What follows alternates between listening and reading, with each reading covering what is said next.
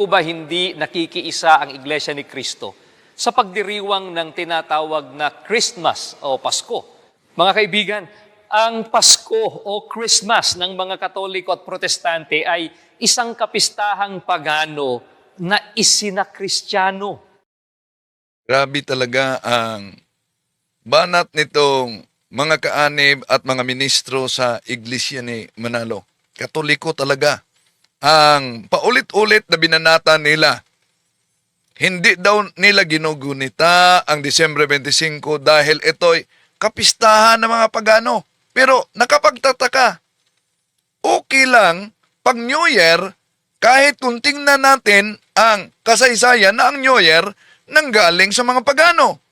Kaya, tingnan natin ang kasaysayan. Di ba gumagamit sila ng kasaysayan kaugnay sa New Year? O, anong mabasa sa kasaysayan?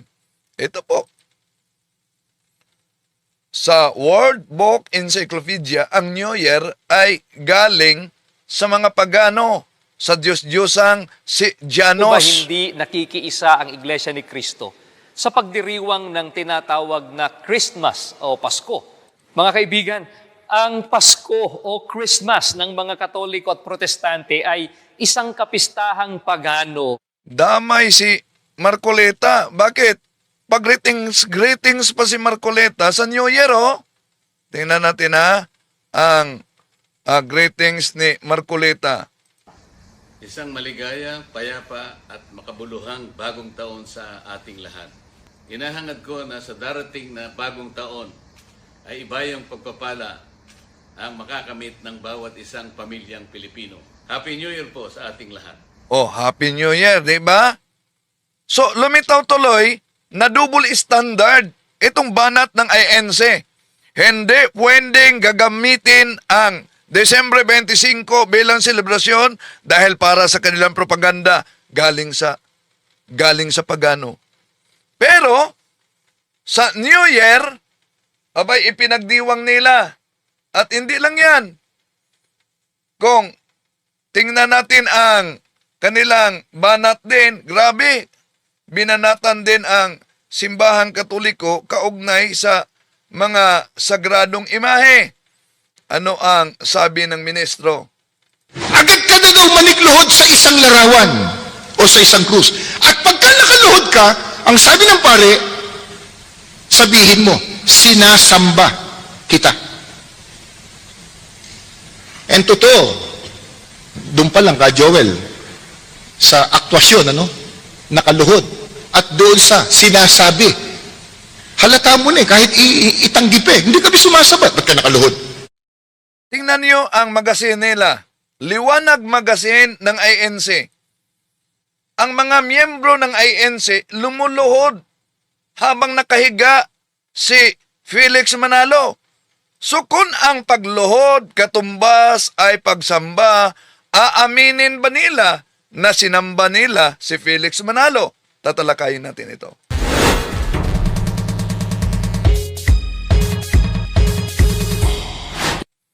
Kumusta? Welcome. Huwag niyong kalimutan na magsimba para sa ating vigil sa New Year. Lalo na holiday of obligation. Ang ating solemnity of the Mother of God. Happy New Year sa lahat.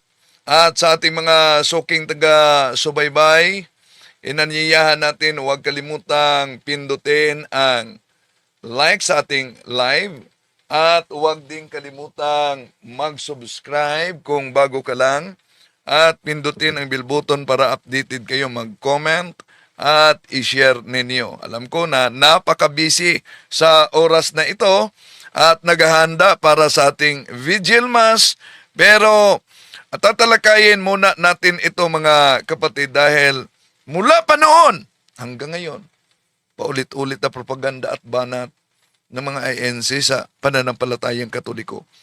Kung saan man kayo nagsubaybay ngayon sa ating live streaming, inaniyahan natin ang ating mga suking taga-subaybay.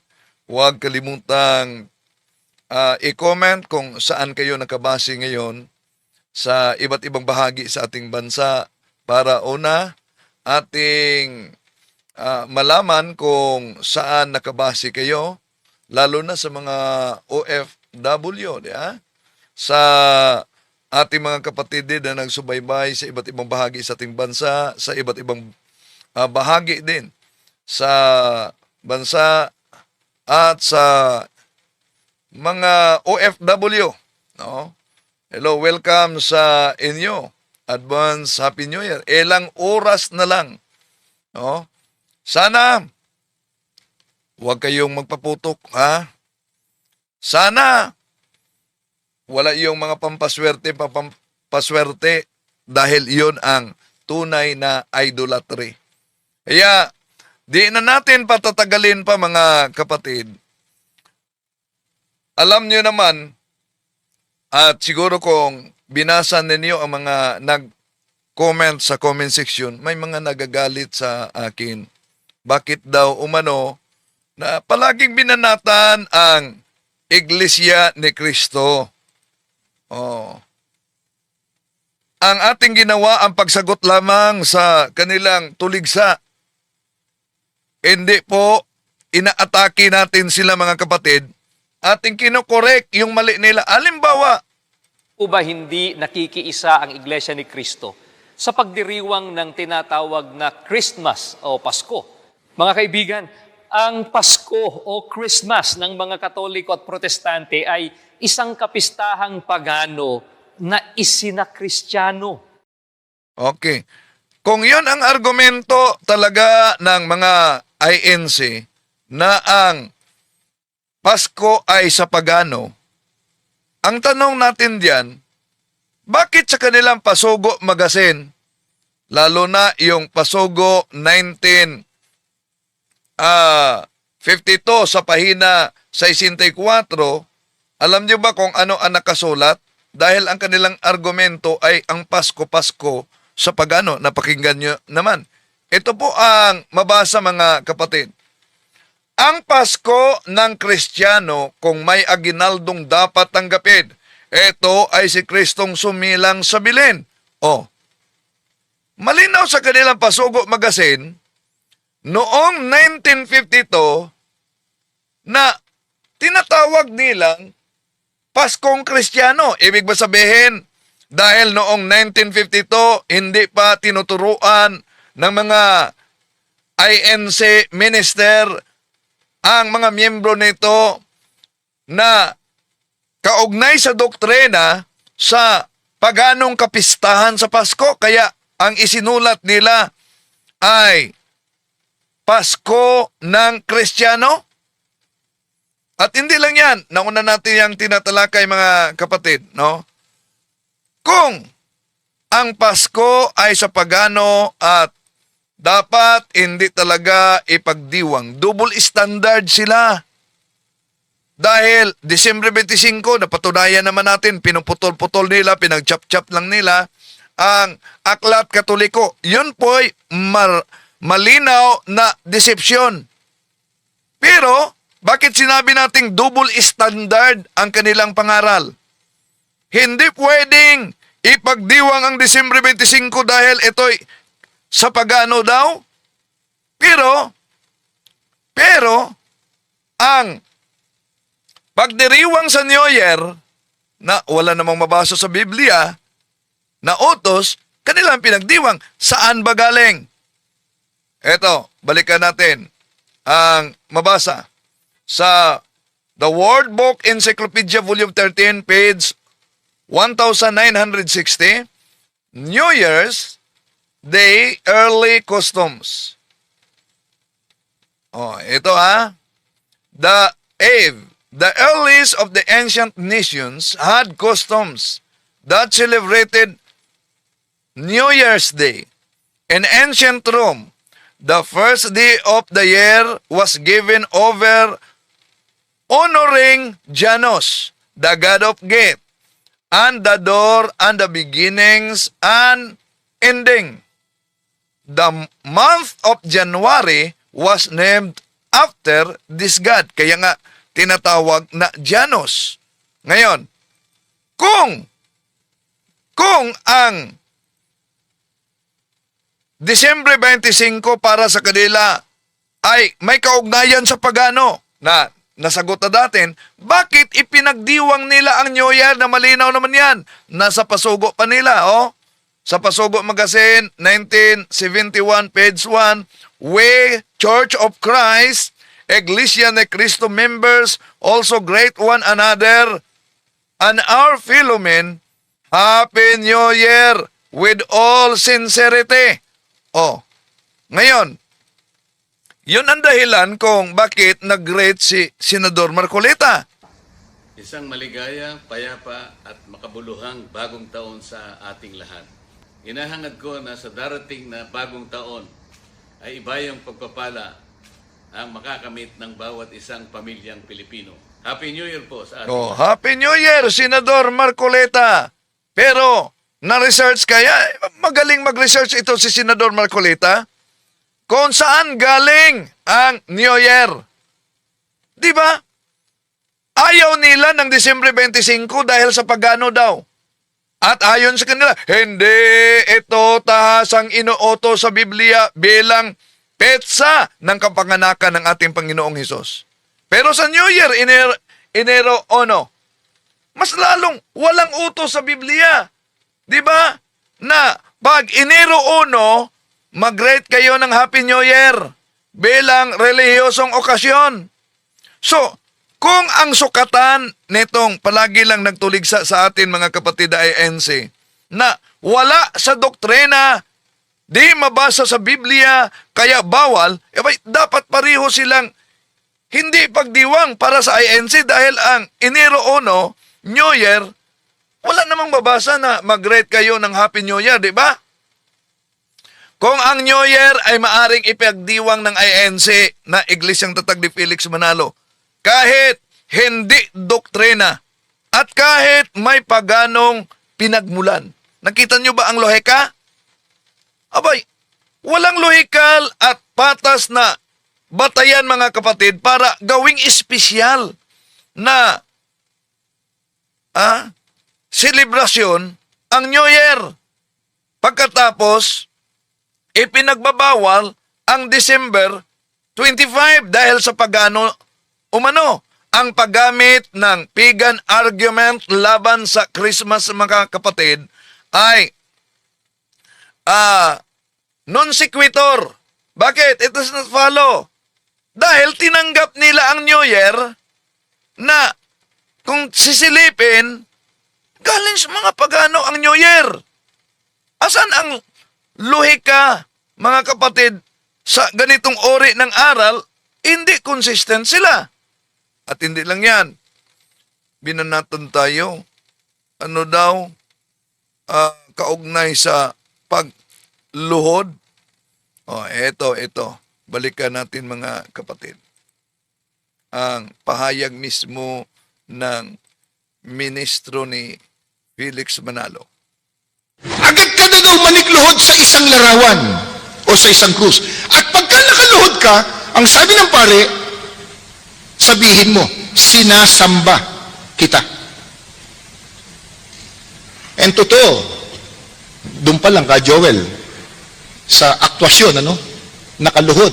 At doon sa sinasabi, halata mo na kahit itanggi pa hindi kami sumasamba. Ba't ka nakaluhod? Hindi kami sumasamba. Ba't sinasabi ng bibig mo, sinasamba kita? At sa Biblia po, yung pagluhod, katumbas doon, pagsamba Narinig niyo sa Biblia ang pagluhod katumbas sa pagsamba? O ano ito? Nasa kanilang magasin, ang mga kaanib ng INC ay lumuluhod saan? Sa harapan ni Felix Manalo habang nakahiga. Aaminin ba nila kung ang argumento ni Mr. Arnel Tumanan, ang pagluhod ay katumbas sa pagsamba? Sa kanilang liwanag magasin ng Iglesia ni Cristo, makita natin si Felix Manalo nakahiga habang ang mga kaanib ay lumuluhod. Aaminin ba nila na sila'y sumasamba sa tao? Di ba? Kaya ating isa-isahin itong kanilang argumento, mga kapatid, na talagang bumabalik sa kanila ang banat nila sa simbahang Katoliko. Bakit? Mga mahal po naming mga panauhin, mga kaibigan at mga kababayan, hindi po ginawa at hindi po gagawin ng Iglesia ni Cristo ang magbintang o magparatang. Kung sinasabi Oh, yan. Hindi daw ginawa nila, mga kapatid, ang magbintang at magparatang. Pero alam nyo naman na paulit-ulit nila na binanatan ang simbahang Katoliko, kahit pa si Felix Manalo may audio na ang Katoliko daw umano'y sa demonyo. Kaya, sa napakinggan ninyo na pahayag ni Mr. Tumanan na hindi umano gawain ng iglesia na magbintang, abay, malinaw na kontradiksyon yon sa pahayag niya. Bakit? Paulit-ulit nila na propaganda na ang Katoliko ay sa demonyo. Ito'y direktang pagbibintang sa simbahang Katoliko.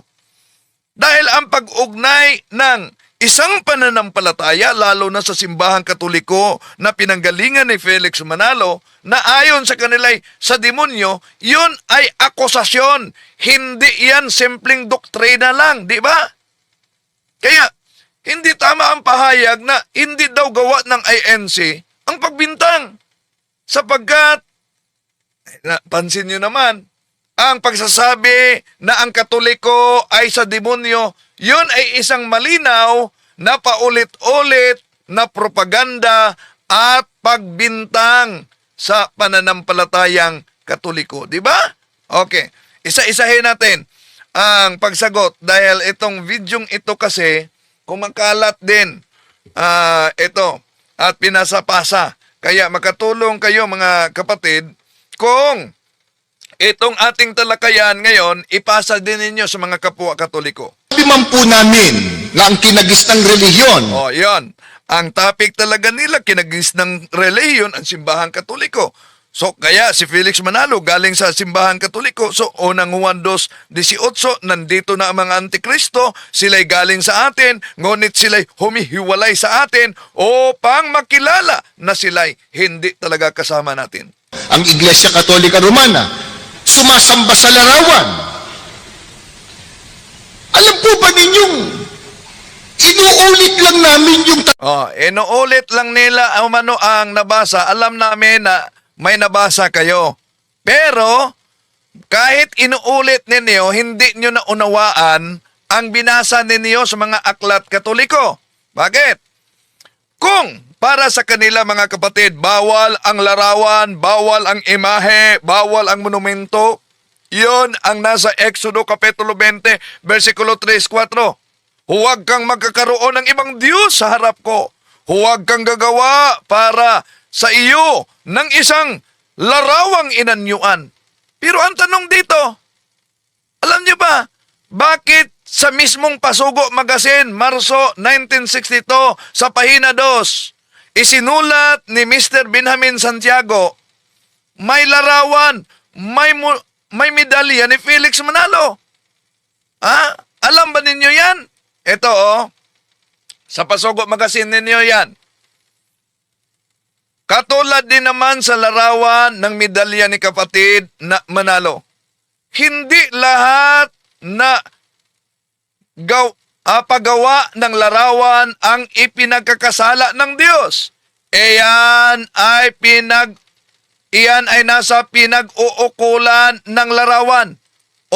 Napansin niyo, meron pa silang medalya na tanso. So ang tanong dito, bakit mas mahigpit sila at ipinagbabawal nila ang larawan ng ating Panginoon Jesucristo sa mahal na Birhen Maria, sa mga anghel, sa mga apostol, ngunit mas maluwag sila kapag larawan na ng kanilang sariling tagapagtatag na si Felix Manalo. Di ba? Napakalinaw na ito'y hindi Biblia ang problema, kundi ang interpretasyong pinipili lang kung ano ang gusto at ano ang susundin nila. Di ba? Oh. So, ngayon,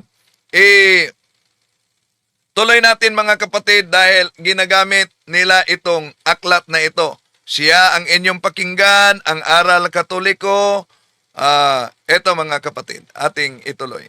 Talagang sinabi po ng Iglesia Katolika sa pamamagitan ng kanilang mga pare. Sila po mismo, ang mga pare mismo, ang nagtuturo at nagsasabi na ang Iglesia Katolika sumasamba po sa larawan. Ano po katunayan? Babasahin ko po ang isang aklat katoliko. Siya ang inyong pakinggan, ang aral na katoliko. Ito po ay isinulat ng paring si Enrique Demond. Inilathala ng Catholic Trade School, may imprimu potes at nihil obstat ni Jose Jovellanos, imprimatur ni Jose Bustamante. Babasahin ko po ito dito sa pahina 12. Ito po ang sabi ng pare, hindi po kami. Kung ating sinasamba ang larawan ni Kristong napapako sa krus, dinadasal natin, sinasamba kita, pinupuri Panginoon kong Heso Kristo. Hindi po kami may sabi nun. Sabi ng pare, sa kinagisang relihiyon daw, pag sinasamba nila ang larawan ni Kristo, di sumasamba nga sa larawan. Yan. Malinaw naman ang nakasulat mga kapatid. Pero, pinipilipit lang ng ministro. Mali ang paratang. Bakit mali ang paratang? Hindi ang material na larawan ang sinasamba. Tayo ang may-ari, tayo ang mapaliwanag. Dahil sa katolikong toro, ang pagsamba, latria, ay ang mismong persona. Persona ang ating Panginoon Jesucristo, hindi ang kahoy, pintura o bato. Kapag sinasabi, sinasamba ang larawan, nabasa nila, yun ang tinatawag na pandiwang anyo. Ulitin ko, kapag sinabi sa nakasulat, sinasamba ang larawan, yun po ang pandiwang anyo. Ito ay tumutukoy sa ating Panginoong Jesucristo na kinakatawan ng larawan, hindi sa bagay mismo o sa larawan mismo. Halimbawa, kapag hinahalikan mo ang litrato ng mahal mo, hindi ibig sabihin na sinasamba mo yung papel. Ang minamahal mo ang tinutukoy sa kilos yan na naglalarawan sa picture mismo. Di po ba? Pero pinutol kasi nila ang konteksto. At napakinggan nyo naman yung sinabi ni Mr. Tumanan, sinasamba kita, Panginoong Heso Kristo. Nakasulat yan, binasa niya. So yun ay direktang nakatuon sa ating Panginoong Heso Kristo, hindi sa larawan. Halimbawa, yung sinabi niya na ang pagluhod ay katumbas sa pagsamba. Payag siya. Payag ba kayo, mga INC, na ang pagluhod katumbas sa pagsamba pagkatapos sa inyong liwanag magasin? Tingnan ninyo, lumuluhod habang nakahiga si Felix Manalo. Payag ba kayo na kami ang mag-interpret diyan at sasabihin namin, abay, Diyos pala nila si Felix Manalo? Payag kayo niyan? Natural sabihin nyo, hindi. Kami dapat ang magpaliwanag, di ba? O ganun din sa aklat katoliko na ginagamit ninyo para sa mga propaganda. Dahil noong isinulat ito sa pare, mga kapatid, si Father Enrique Demon, ang referensyang ito na ginawa nilang deferensya, ginagamit lang ng pare ang tinatawag na Old Tagalog na ang kahulugan sa pagsamba ay hindi yung tinatawag na pagdiyos na, kundi paggalang. Tanong, sa Biblia ba, may mabasa ba na ginamit ang salitang worship, pero hindi pagdiyos? Baka din nila alam ito. Sa 1 Chronicles chapter 29 verse 20, and David said to all the congregation, Now bless the Lord your God. And all the congregation blessed the Lord God of their fathers, and bowed down their heads, and worshipped the Lord and the kings. Napansin niyo ang nakasulat, King James Version yan, worship the Lord and the king. Ibig ba sabihin, ang hari gawin ng ding Diyos dahil may nabasang worship? Diyan natin makita na ang interpretasyon nila sa salitang worship, mali. Puntahan natin ang dating Biblia. Ito ang mabasa sa dating Biblia sa ikalawang mga Kronika, Kapitulo 29:20.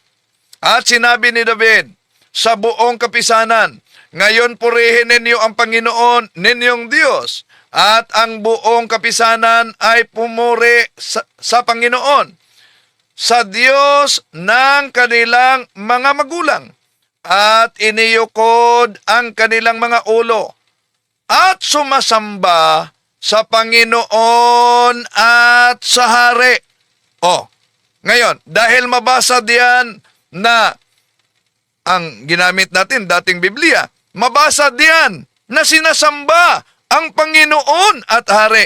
Ang salita bang pagsamba diyan, Old Tagalog ang ginamit, nangangahulugan ba yan na pag Diyos na? Hindi, dahil kung tingnan natin ang Good News Bible, mga kapatid, ang interpretasyon sa worship na ginagamit sa King James Version, pagsamba sa dating Biblia, ito ang mabasa natin, mga mahal na kapatid.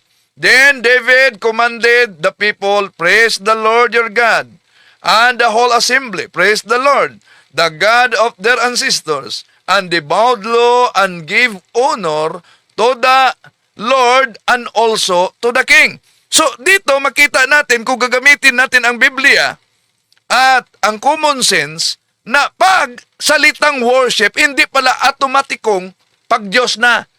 Dahil ang salitang worship, honor. No? Honor, mga kapatid. No? Napakalinaw yan. So, sa Biblia, ang salitang pagsamba ay hindi automatikong nangangahulugang pag Diyos na. Mahalaga ang konteksto sa salitang ginamit. Pero letra por letra ang kanilang interpretasyon. Alam natin, no? Kung pag-aralan natin ang Biblia, ang Hebro kasi sa lumang tipan, yung pagsamba, pagyuko, shakha, yung nagpatira pa. Ginagamit yan pareho sa Diyos at pareho sa tao. Yun ay tumutukoy sa paggalang sa Genesis Kapitulo 23, versikulo 7. Si Abraham ay yumukod. So, shakha ang ginagamit sa Hebro. Yumukod siya sa bayan ng lupain. Hindi Diyos ang sinasamba, kundi paggalang lang yon, di ba? Sa Grego, sa bagong tipan, alam nyo, yung tinatawag sa Grego na pagluhod, proskuneo. Proskuneo, pagluhod, ibig sabihin, magbigay galang. Yeah? Magbigay galang. Pwedeng gamitin sa tao na hindi Diyos. Halimbawa, Mateo Kapitulo 18, versikulo 26. Ang alipin ay nagpatira pa. Ang ginamit diyan ay proskuneo. Nagpatira pa sa kaniyang Panginoon. Hindi Diyos yun, kundi sa amo niya. Ginagalang niya ang amo niya. Kaya maling sabihin, mga kapatid, na kapag mayumuko, ibig sabihin, diniyos na. Paggalang yon. Hindi yon pag-Diyos agad o pagsamba sa Diyos. Hindi totoo, mga kapatid, na ayon sa Biblia, pag may pagsamba, abay, otomatikong pag-Diyos na. Dahil sa Biblia, ang salitang pagsamba, worship sa English, ay honor ang ibang translation. Paggalang yon. Diba? So kaya, yung paratang nila na diniyos ng simbahang katoliko ang mga larawan, ay maling konklusyon, bunga lang yan sa letra por letrang pagbasa nila sa mga aklat katoliko na labas naman sa konteksto. Mali ang letra por letrang paraan na pagbasa nila. Kapag binasa nila dito sa aklat katoliko, lalo na yung panalangin, may wikang simboliko at liturhikal yan. Halimbawa, sinasamba kita, Panginoon kong Heso Kristo, habang nakaharap sa cross. Ibig sabihin, hindi yung kahoy o larawan ang sinasamba, kundi si Kristo mismo na isinasaad ng larawan. Ang larawan ay daluyan, hindi ang pinatutunguhan, mga kapatid. Halimbawa, ibalik natin. Payag ba sila? Dahil nasa kanilang, kita ninyo, kanilang magasin ito. Anong magasin? Liwanag Magasin. Lumuluhod sila habang nakahiga si Felix Manalo. Payag ba kayo? Kami ang mag-interpret at sabihin namin, di ba? Diyos pala ninyo si Felix Manalo dahil nakaluhod kayo habang siya ay nakahiga. Payag ba kayo sa ganyan, mga kapatid? Natural. Hindi kayo payag. Kaya sa paggamit ng mga ministro dito sa paulit-ulit mula pa kanya, noon, mga kapatid, may fallacy ang ginawa ng mga ministro ni Felix Manalo. Ang ginawa ng mga ministro ni Felix Manalo sa Iglesia ni Cristo, yung tinatawag na Stroman fallacy. Binabaluktot ang posisyon para madaling aatakihin.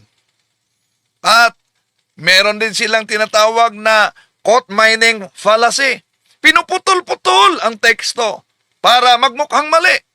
At meron din silang equivocal fallacy.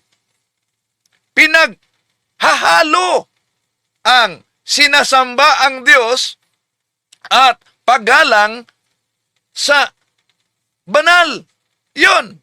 So, ang totoong tanong dito, mga kapatid, kung masama ang larawan per se, bakit pinapayagan ng Diyos ang mga simbolo sa lumang tipan na mga larawan? Exodo Kapitulo 25, versikulo 19 hanggang 22. Ezekiel Kapitulo 44, versikulo 41, versikulo 17-22. So, bakit gumagamit si Jesus ng mga tanda? Di ba? Gumagamit siya ng mga tanda. Bakit din ang INC gumagamit ng mga tanda, larawan, tulad nitong monumento ni Felix Manalo? At hindi lang monumento ni Felix Manalo, ito, mukha talaga ni Felix Manalo. Tulad din naman ng larawan ng medalya ni kapatid na Felix Manalo. Nasa Pasugo Magasin ninyo yan. Meron kayong larawan ni Felix Manalo. Pero para sa inyo, hindi masama yan. Okay ra. Pag si Felix Manalo. So, ginawa nila ng larawan. So, ang pahayag nila, mga kapatid, na ginawa ng larawan si Felix Manalo, pero meron silang tindig na ginawa namin, pero hindi naman yan sinasamba. Yan ang kanilang, may medalya, may monumento, pero hindi naman yan sinasamba.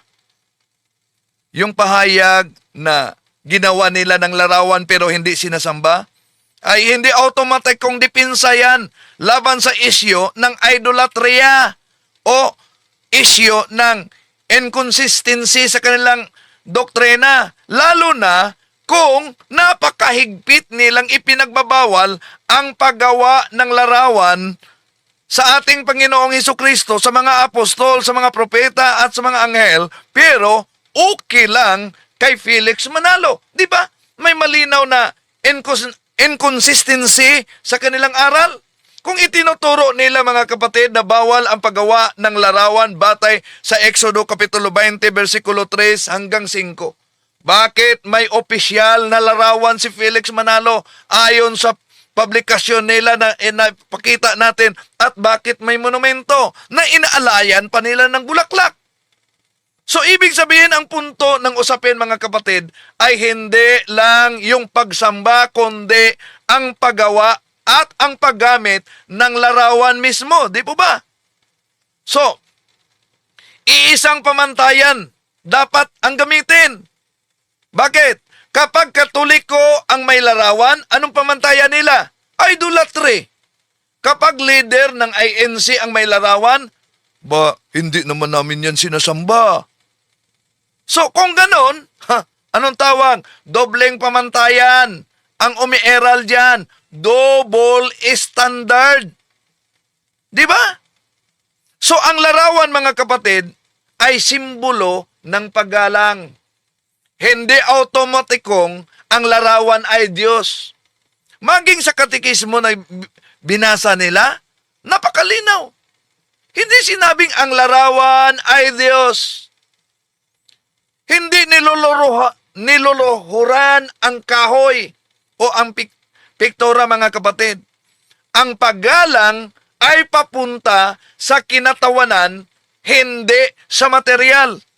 Kung ito ang lohika na tinatanggap para kay Felix Manalo, dapat pare-pareho ring lohika na i-apply nila sa simbahang Katoliko na palagi nilang binanatan, di ba? Ang tanong dito, hindi daw sinasamba si Felix Manalo. Nilagyan ng larawan pero hindi sinasamba. Ang tanong, bakit ipinagbabawal sa iba ang paggawa ng larawan ng mga santo? Larawan ng ating Panginoon Jesucristo at sa Mahal na Birhen Maria. Pero bakit kapag INC na, pwede ang pagsamba, ang paggawa ng larawan ni Felix Manalo? Pero kapag Katoliko na, idolatre na. So, ang argumento na may larawan pero hindi sinasamba, mga kapatid, ay sumisira mismo sa absolutong pagbabawal nila sa larawan.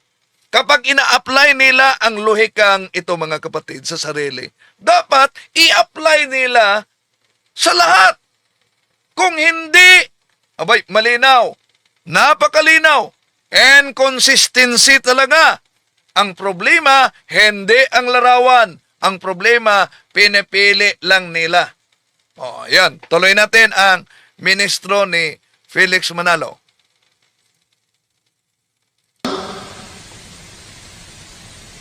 At yung sinasabi nilang imahe na yun, hindi naman po yun ang ating Panginoon Jesucristo eh. Pero wag muna tayo doon. Dito muna tayo. Kahit sabi niya, yung imahe na yan, hindi naman yan ang mukha ng ating Panginoon Jesucristo eh. Pero, bigla siyang umiiskapo. Wag muna dito. Tatalakayan natin. Magkomento tayo, mga kapatid. Dahil yung sinabing ni Ministro Arnel Tumanan ng Iglesia ni Kristong kay Felix Manalo na hindi tunay na imahe ng ating Panginoon Jesucristo ang larawan ng simbahang Katoliko, baka nakalimutan nila na may palabas, naalala niyong palabas sa pelikulang Felix Manalo? Sino ang aktor? Di ba si Dennis Trillo?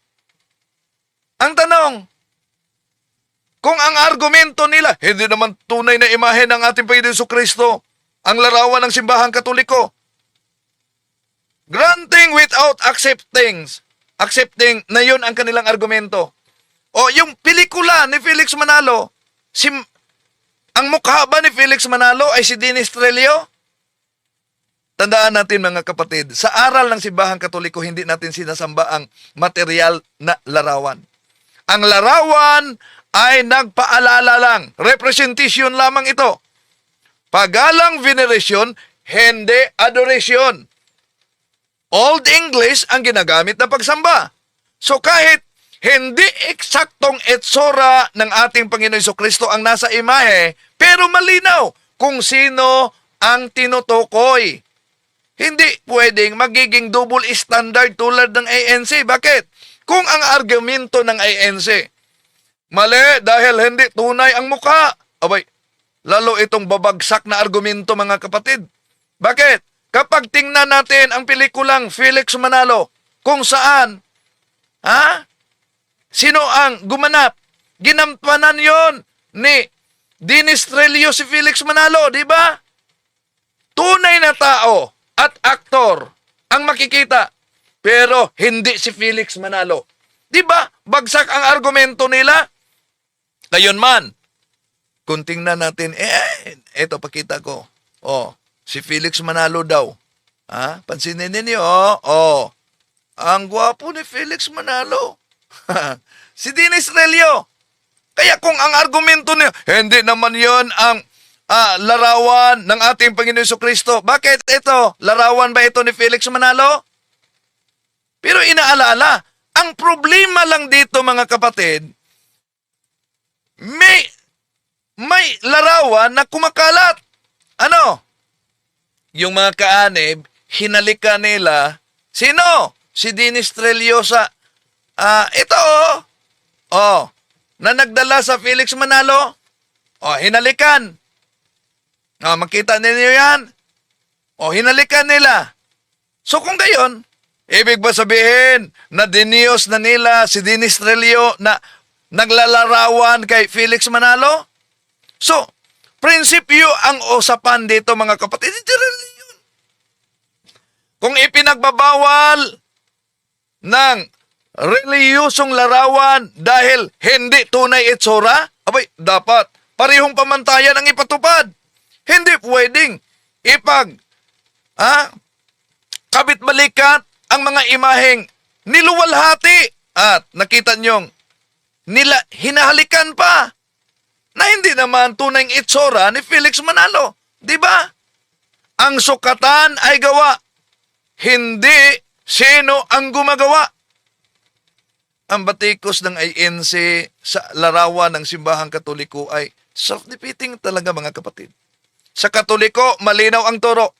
Hindi sinasamba ang mga larawan bilang Diyos. Sa ANC, aktual na kilos sa imahen, isang aktor, si Dennis Trillo, bilang si Felix Manalo. At napakita sila ng double standard. Bakit? Di ba napakalinaw? Napakalinaw. Sinasamba nila, hinahalikan nila si Dennis Trillo na nagdala sa papel ni Felix Manalo. Di ba? Asan ngayon? Asan na ngayon? Ang sinabi nilang, dahil ang ating Panginoon Jesucristo, hindi talaga mukha yan. Bakit? Si Dennis Trillo, mukha ba yan ni Manalo? Okay, balik natin. Po tayo sa issue. Balik tayo sa issue. Nagpaparatang daw po Iglesia ni Cristo pag sinasabing ang Katoliko sumasamba sa larawan. Dito po, sa aklat ay sinulat ng pare, sinasabi nila, sumasamba sila sa larawan. Hindi lang yan. Ito pa po, munting aklat Katoliko. Ay, nabasa ko dito pala sa comment section na si Vicente Lee, I am not INC pero status ni Felix Manalo, memory hindi sinasamba gaya ng Romano Katoliko.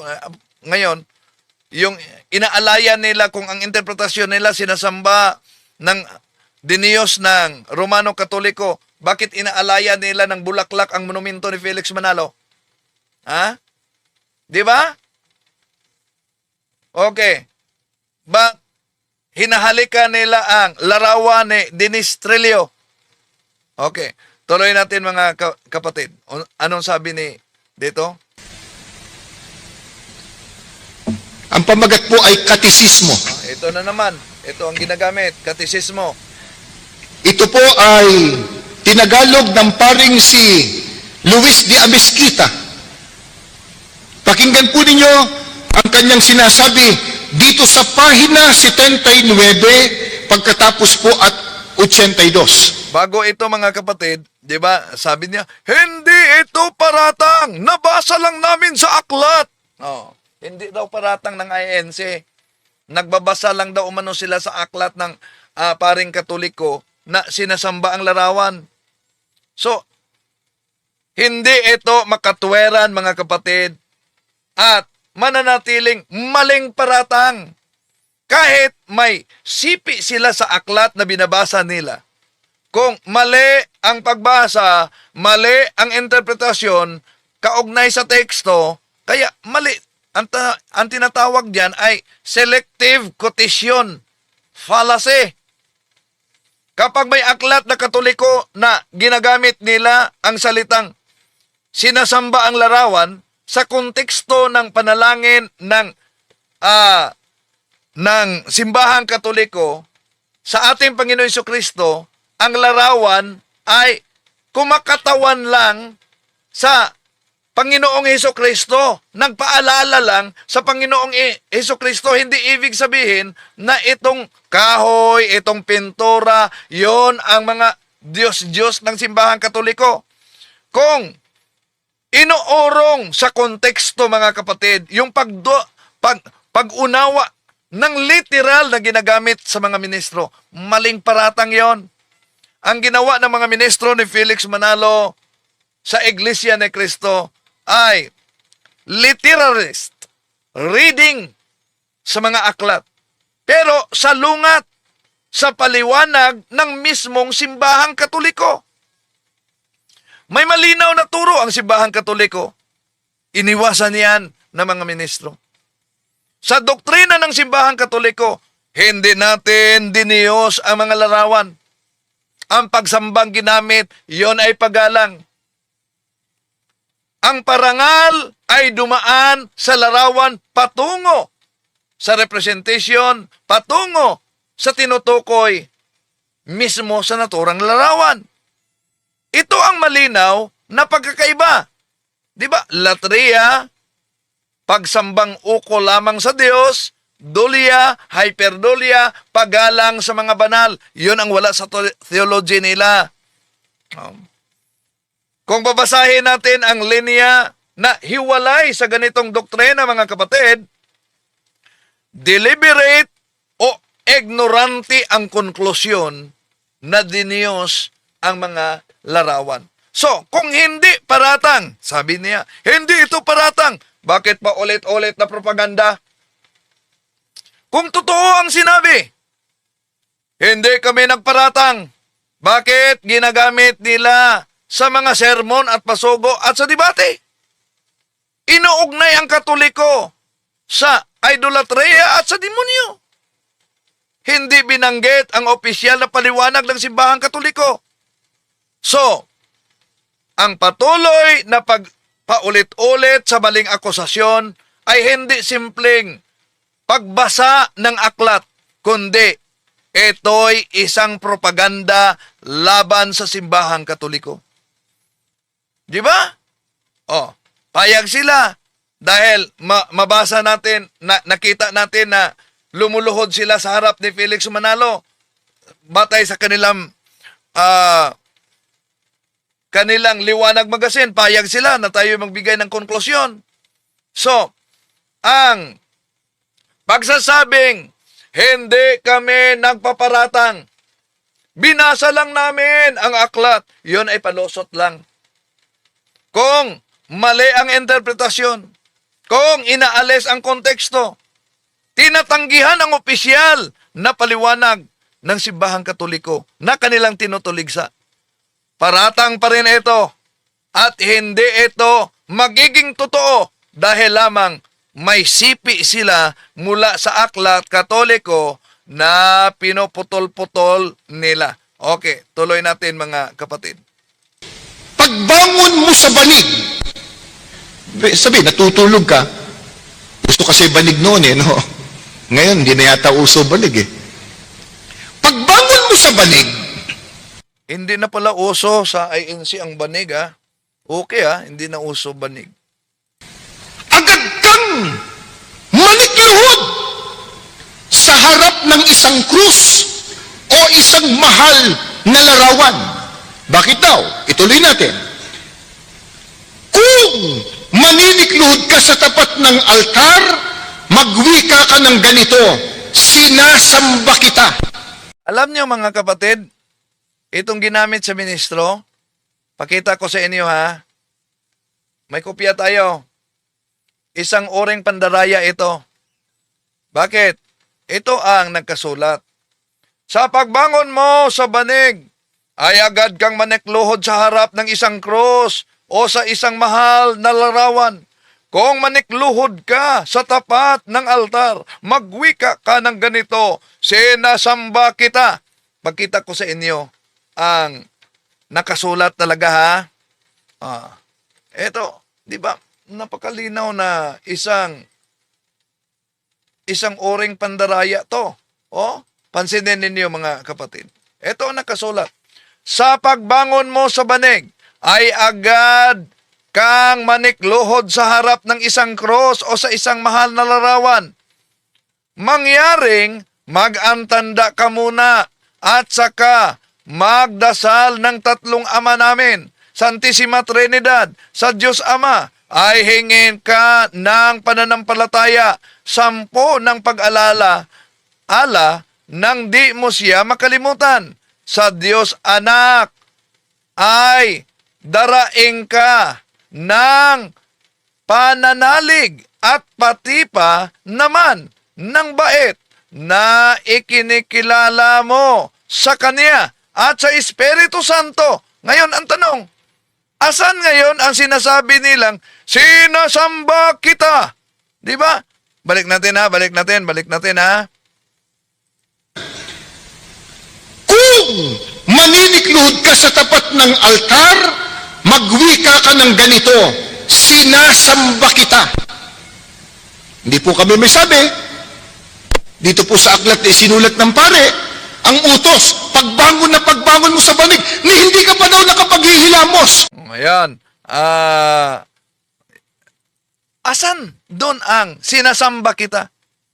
Sa original na katesismo, pareho kami. Yung salitang sinasamba na ginagamit ay hindi yun tumutukoy sa pagsamba sa kahoy na cross o pagsamba sa bato. At di ba, wala namang mabasa na sinasamba kita na ang cross mismo ang pahayag, kundi minadjik lang. Minadjik, pinagdugtong-dungtong yung hiwalay na pangungusap mga kapatid na nanggaling sa ibang pahina para mabago ang kahulugan. Yon ang ginawa ng ministro ni Felix Manalo. So, pag labas ng konklusyon na hindi naman yon ang nakasulat talaga sa naturang aklat. Yon ang tinatawag na selective quotation. Selective quotation plus dishonesty. Kaya huwag kayong magalit mga kapatid, lalo na sa mga nagsubaybay ngayon. No? Sinagot natin. Kaya, tama ang akusasyon na may pandaraya sa pagbasa sa aklat. Mali ang paratang na diniyus ng simbahang Katoliko ang mga larawan. Ang katekismo ni Father Luis D. Amasquita, mga kapatid, ay sinisiraan sa pamamagitan ng pagputol-putol at magbasa, pagdugtong-dugtong sa sipi, out of context. Kung kailangang baluktutin ang teksto para mapatunayan ang kanilang paratang, malinaw na ito'y tinatawag na selective quotation at ito'y isang dishonesty. Di ba? So, Happy New Year sa lahat! Happy New Year sa lahat! Hanggang sa muli, itong inyong lingkod, Brother Wendell Talibo.